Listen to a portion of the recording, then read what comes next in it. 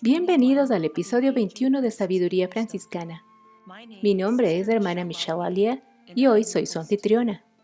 Tenemos la suerte de tener a nuestra amiga y hermana franciscana Nancy de Matos con nosotros. Estoy emocionada por nuestra conversación, Nancy. Es un placer tenerte en el podcast. Bienvenida. Gracias por invitarme. Genial. Llegas hoy desde Little Falls, aquí mismo en el centro de Minnesota. Sé que amas la genealogía y la historia, tal vez en parte moldeada por ser un estadounidense de primera generación, ya que tus padres nacieron en otros países. Tu madre en Canadá, tu padre en Bélgica. No solo pertenecemos a la misma comunidad religiosa, las hermanas franciscanas de Little Falls, sino que también compartimos la herencia franciscana. Siempre he sentido un parentesco contigo, Nancy. Has tenido un viaje poco convencional al convento para convertirte en una hermana religiosa. Valoro tu coraje al adentrarte en lo desconocido, donde ahora has sido una religiosa durante ¿cuántos años? Cumpliré 37 años este noviembre. Oh, Dios, entonces, ¿puedes contarme un poco sobre tu viaje de fe? ¿Qué te llevó a pensar en la vida religiosa o en convertirte en hermana? Bueno, estaba viviendo en el desierto de Arizona. Está a unas 70 millas de Las Vegas. Me había separado de la iglesia por varios asuntos familiares y un día me quedó claro que era hora de volver a la iglesia. Así que me preparé y fui a la iglesia para sorpresa del sacerdote polaco que presidí ese día y de la congregación, algunos católicos y otros anglicanos. A partir de ese momento, Dios tomó mi mano y me guió en este viaje que he estado caminando desde entonces.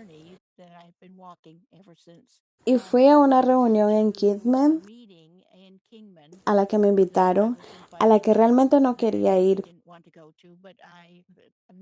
pero conocí al padre Rusty Shaughnessy ahí y fue muy amable. Es como un pequeño duende y él y una amiga mía me comentaron que había una gran actividad franciscana en Albuquerque a la que podíamos asistir. Entonces ella proporcionó el transporte y yo proporcioné la comida y viajamos a Albuquerque. Y una cosa que dije fue que me gustaría hacer una peregrinación a Taos y Santa Fe. Y de camino paramos en una pequeña tienda. Había una especie de tienda de antigüedades justo al otro lado de la calle de la iglesia, pero la iglesia estaba cerrada con llave y entramos ahí y estábamos charlando con el empleado detrás del mostrador. Y en un momento el hombre me dijo, eres una monja, ¿no es así? Y yo me enojé mucho y me asusté mucho. Y él dijo, no, está bien. Lo dije de buena manera y continuó exponiendo su teoría de que me iba a convertir en una monja, pero yo solo quería salir de ahí muy rápido. Entonces mi amiga vio mi agitación y nos fuimos y volvimos a la conferencia franciscana. Y en un momento me di cuenta de que había franciscanos con hábitos marrones a mi alrededor. Entonces pedí hablar con un consejero y se me concedió el privilegio.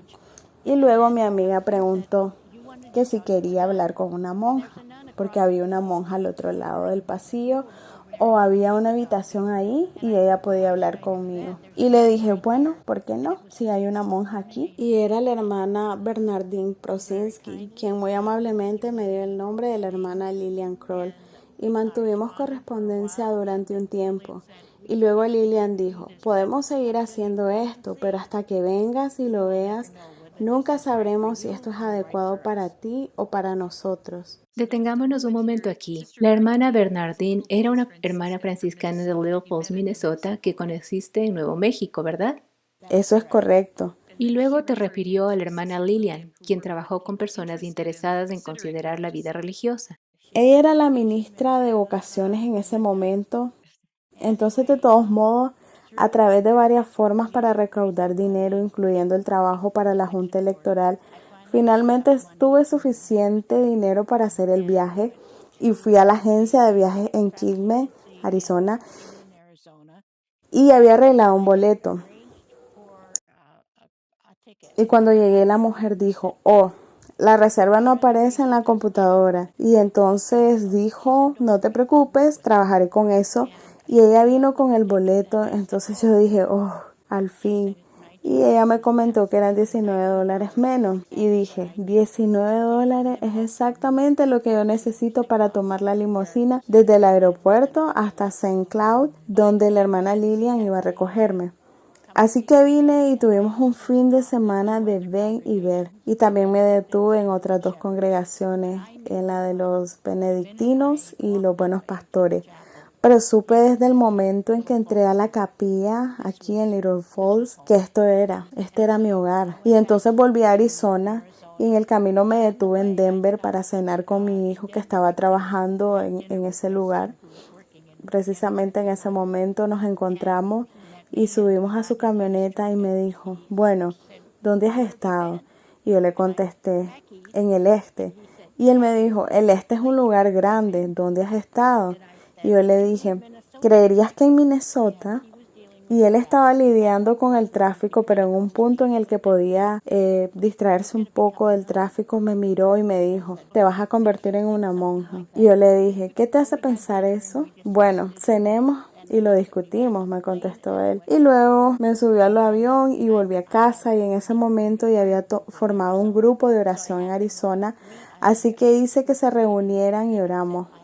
Y dije, tengo estas opciones y me gustaría que oraran conmigo sobre mi elección.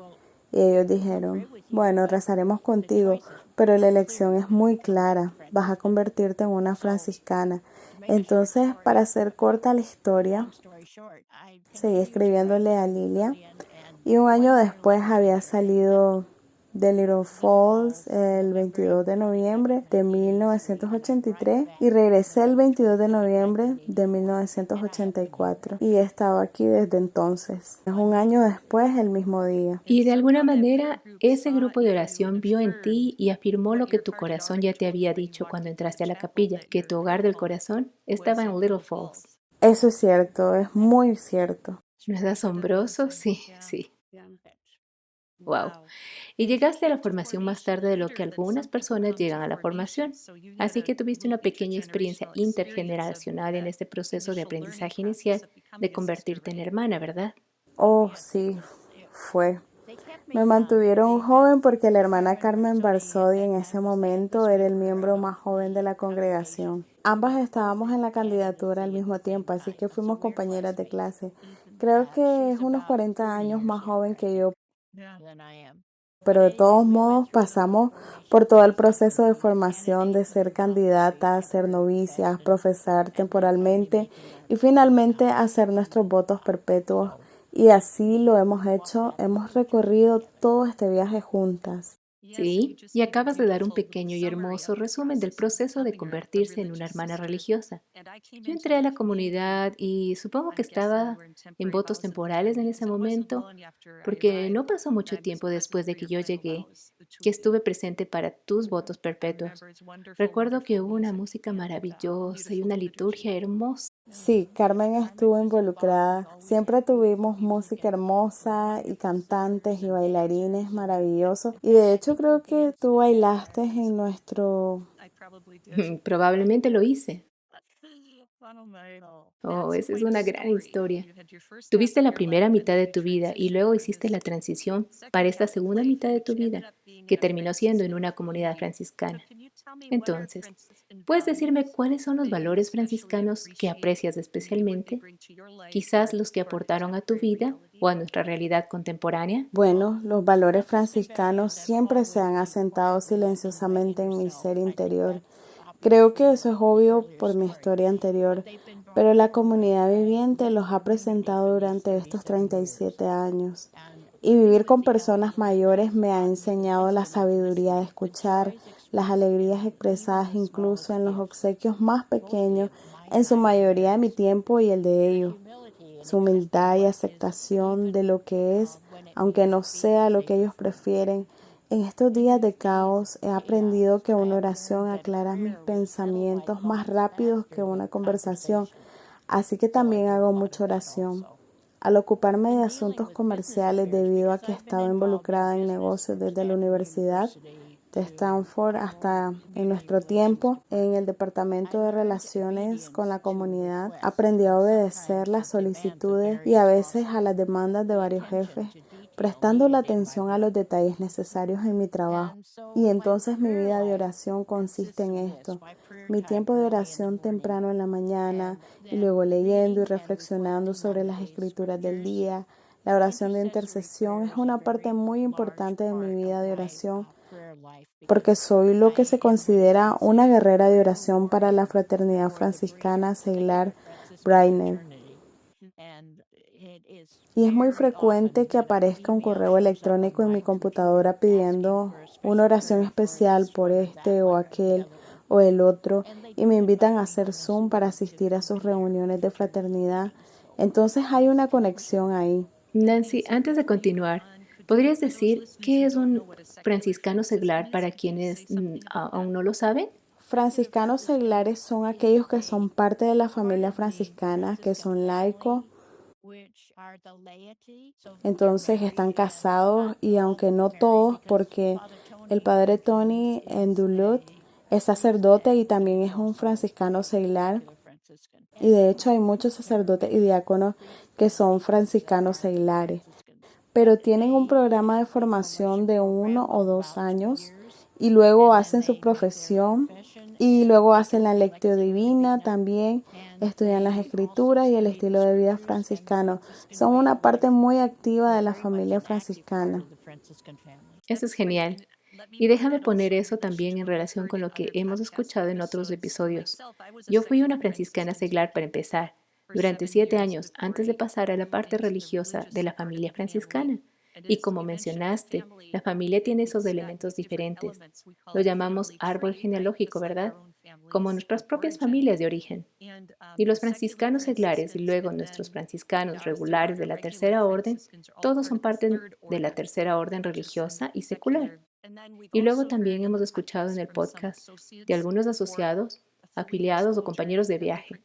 Tienen diferentes nombres, pero estos también serían laicos franciscanos que se identifican como franciscanos, pero se afilian de una comunidad religiosa, lo que se llama una fraternidad de franciscanos seglares. Entonces es simplemente otra expresión de ser franciscano. Y la belleza de nuestro árbol genealógico, los frailes de la primera orden, las clarisas de la segunda orden y la tercera orden secular y religiosa, con afiliaciones laicas, es que cualquiera que se sienta atraído por estos valores y pueda vivir una forma de vida franciscana que es simplemente una vida evangélica con sabor franciscano, podría decirse. Gracias por referirte a esto, porque es parte de la belleza y la diversidad del espíritu franciscana. Sí. Entonces vivo en un apartamento en el campus, no vivo en el convento, pero Maurita y yo rezamos juntas por las mañanas y rezamos la alabanza matutina de nuestros salmos franciscanos, reflexiones y evangelio. Y luego también me aseguro de estar lo más presente posible los miércoles. Justo antes de la misa tenemos una oración en silencio por la paz.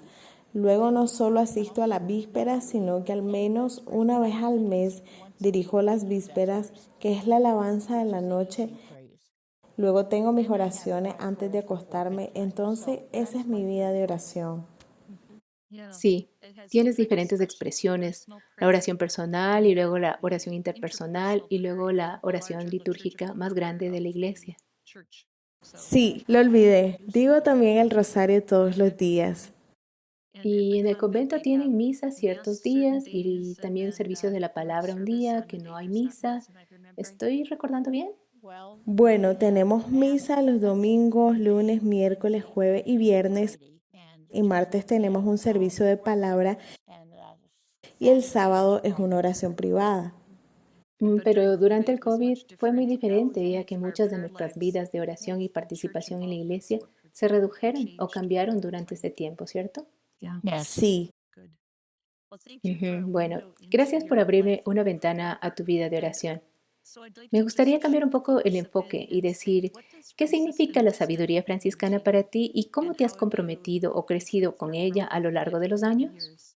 Confieso que tuve que ir a la computadora y buscar esto, pero al releer lo anterior diría en primer lugar que la espiritualidad de la creación siempre ha sido una inspiración para mí. Fui muy afortunada por la vida que llevaba antes de llegar al convento, de viajar por los 11 estados occidentales y lo hice como representante de ventas. Así que trabajaba 6 días y medio a la semana mientras viajaba. Y entonces pude visitar la cordillera Teton en Wyoming y la majestuosidad de las montañas púrpuras. Yo lo vi, lo sentí, olas de color ámbar de grano, campos de grano ondeando. He nadado en los océanos Atlántico y Pacífico y he visto las secuoyas gigantes y he visto los cactus en Arizona y Nuevo México. He sido extremadamente bendecida porque he visto la creación de Dios de manera directa y personal. Y esa es una gran parte de la espiritualidad de mi creación. Mi herida está con la herida de la Madre Tierra al ver tanta destrucción. Y mi oración es que de alguna manera podamos recuperar y reemplazar las cosas que han sido destruidas y que faltan para nuestros hijos, nuestros nietos y bisnietos.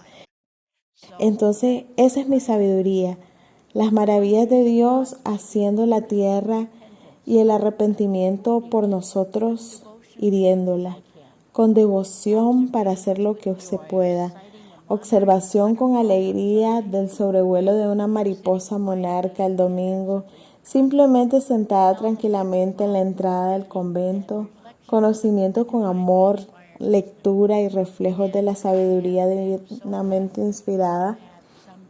Y he sido muy bendecida por tener algunas inspiraciones divinas del Espíritu Santo, arcoíris, cuando todo parecía oscuro, puertas abiertas cuando el camino parecía bloqueado para mí, y la gente que me había echado la mano cuando aparentemente no había forma de seguir adelante. Esas son las cosas que considero sabiduría del Espíritu Santo en mi vida. Gracias.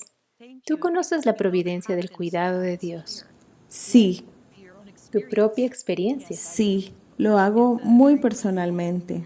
muy personalmente, y vives de esa verdad. Sí, gracias. ¿Hay algo más que te gustaría decir sobre la sabiduría franciscana? ¿Qué ofrecería a quienes anhelan o tienen hambre de más en sus vidas en este momento? Para otras personas que están buscando, les diría que encuentran un lugar cómodo donde puedan expresar sus necesidades a Dios como lo harían con su amigo más cercano y luego sentarse en silencio cuando sea el momento adecuado, escucharán la voluntad de Dios para ustedes. A veces es no, a veces es sí y a veces es esperar. No es el momento adecuado por ahora, pero Dios siempre está presente, Dios nunca te dejará. Esas son palabras de consuelo. Y si me lo permites, me gustaría compartir contigo la reflexión de esta mañana. Estos son los scouts israelíes que se adelantaron para encontrar un lugar para la gente y dice que regresaron y dijeron, no podemos ir ahí por diferentes dificultades. Y es difícil afrontar algo más allá de nuestras propias capacidades y avanzar, confiando en Dios que nos ayudará de manera concreta. Como los israelitas desanimados, pensamos que las circunstancias son demasiado fuertes para nosotros y lo son, pero no lo son para Dios. Así que es seguro cruzar hacia lo desconocido, a pesar de que el enemigo es muy fuerte.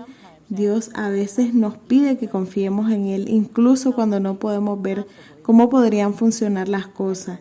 Y donde Dios te está empujando a tomar un riesgo hoy, considera cuán fiel has sido en el pasado. Mira la fruta que ya tienes en la mano y corre el riesgo. Señor, esto es demasiado fuerte para mí, pero tú eres más fuerte. Contigo a mi lado yo soy fuerte. Puedo atravesarlo. Gracias. Es hermoso. Y eso es un reflejo del verbo entre nosotros, ¿cierto? Sí, Genial. Muchas gracias por compartir esto. Te agradezco, Nancy, por estar hoy con nosotros en el podcast.